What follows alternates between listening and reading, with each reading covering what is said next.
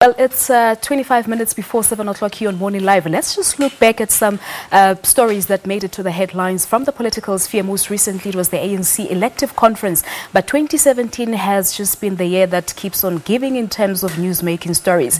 We can talk about the life Esidimeni that we touched on with our reporter Mangoba Mgulu yesterday, and of course the EFF on the other hand, winning SRC elections are also such stories. But our reporter, he is our political reporter, Aldrin Sampear, was reporting and covering some of these stories, and he joins us now to unpack some of these defining stories for this year. Good morning to you. Thank you so much for coming through. Good morning. Thank you so much indeed. Let's start with you, Aldrin.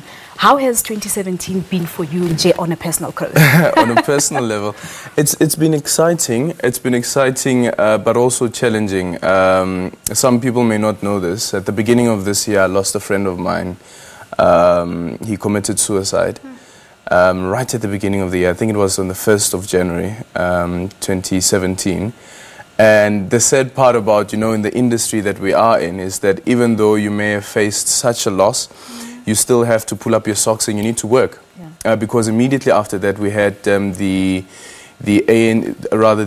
matric results were released, and unfortunately I was the presenter for that, so you need to call. You had to be there. And then there was the January 8th statement, and the January 8th statement happened while a day after his funeral. And unfortunately, as I was saying, that as a journalist, you just need to sometimes just pull up your socks and work hard. But it has been a prosperous year as well on the other end. You know that I've graduated, yay. Yes, congratulations once again. Yes, We're thanks. still waiting for that graduations party though. I don't know if the party will happen. It has been amazing, and work-wise as well. Traveling to Kenya, for instance, to go cover the elections there, the first round and the second round. And the big one lately, Zimbabwe, what happened in Zimbabwe. Some call it a coup, some say it's not a coup. But hey, listen, the president of Zimbabwe, the former president now, was removed unceremoniously. So it has been an interesting, and of course the ANC's elective conference. Yeah, you've already made mention of what happened in Kenya and Zimbabwe. But let's just come back home to South Africa on the political sphere. What were the big stories for you?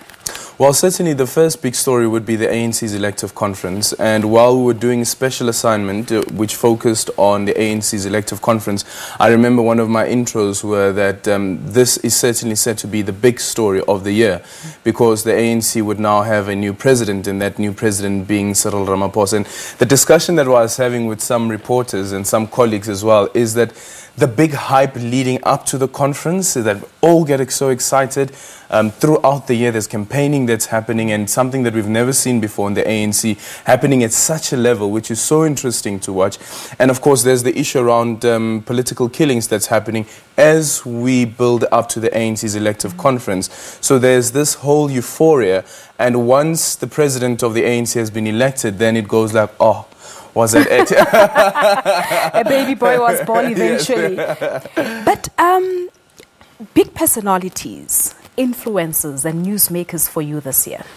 The big personalities, certainly the return of Dr. Nkosazana Dlamini-Zuma from the AU as Commission Chairperson, that was a huge one, and how all of a sudden, just leading up to the ANC's elective conference. And this is the strange thing about it, Palisa, is that if you look at the coverage of Dr. Nkosazana Dlamini-Zuma pre-January the 8th, because that's when the ANC Women's League made the announcement that they're supporting her to become the ANC's president and succeed President Jacob Zuma.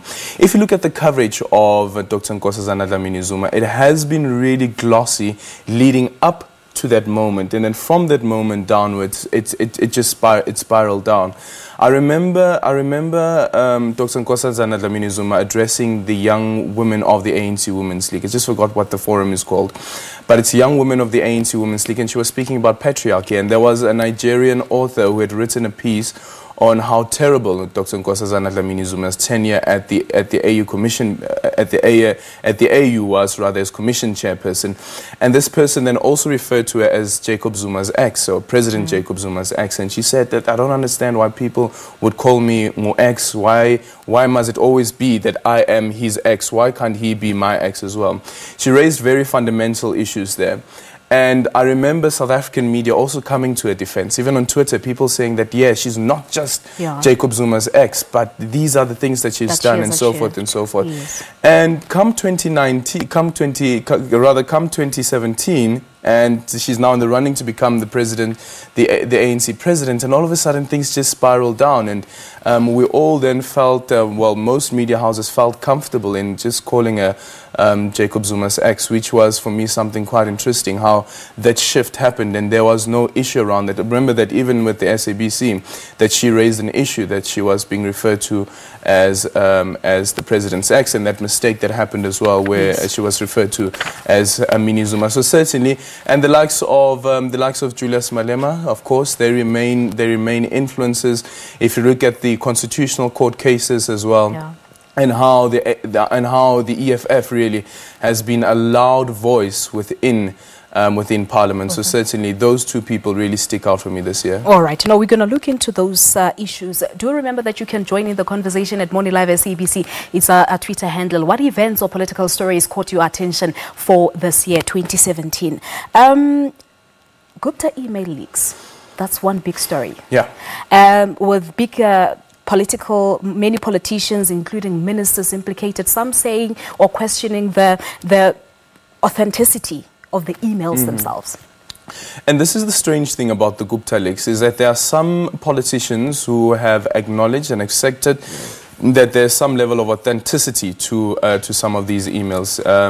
And some have confirmed even that they've been to Dubai and so forth. But the big question has been, why hasn't the law enforcement agencies in South Africa been able to get to the finality of this issue around the Gupta leaks, whether there is a prima facie case? The now ANC president, Cyril Ramaphosa, has always said that these should be investigated. And remember that there is also the public protector's remedial action, the former public protector, Thuli Madonsela's remedial action, that there should be a judicial commission of inquiry into this matter.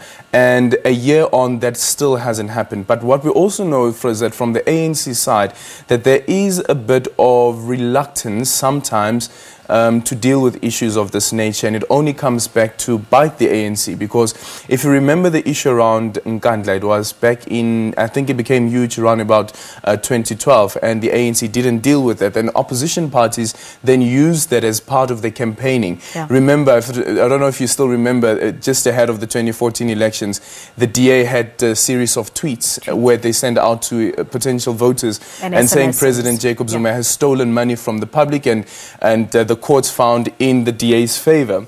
And then the ANC at a later point, post-2014, after they've suffered some setback due to this Nkandla issue, the ANC then came back and said that we could have handled this matter much better. Of course, the Constitutional Court as well. And I foresee something where the ANC might do exactly the same thing with the state capture issue, saying that we could have dealt with it better. But of course, there is the parliamentary inquiry that's also underway. That is the question that many people are asking as to whether they will deal with it, taking into consideration the NEC members. Yeah. Is the ANC dealing with it thoroughly as it's supposed to? Probably not. And remember that it was Gwede Mantashe, the former Secretary General of the ANC, after the former Deputy Finance Minister, Mcebisi Jonas, made that announcement live on TV, stating that he was offered money by the Gupta family to become the Finance Minister and so forth. And Gwede Mantashe then said that let's set up an internal inquiry, the ANC's own internal inquiry, and no one actually went. It didn't gain traction. But interestingly, though, we see that there is some movement if you consider that the parliamentary subcommittees are looking into this issue of state capture. Remember, a lot has been said about what's happening in ESCOM. We've seen people being subpoenaed to appear before the standing committees in Parliament. So there is some sort of movement in dealing with the issue of state capture, but whether this is enough is something else.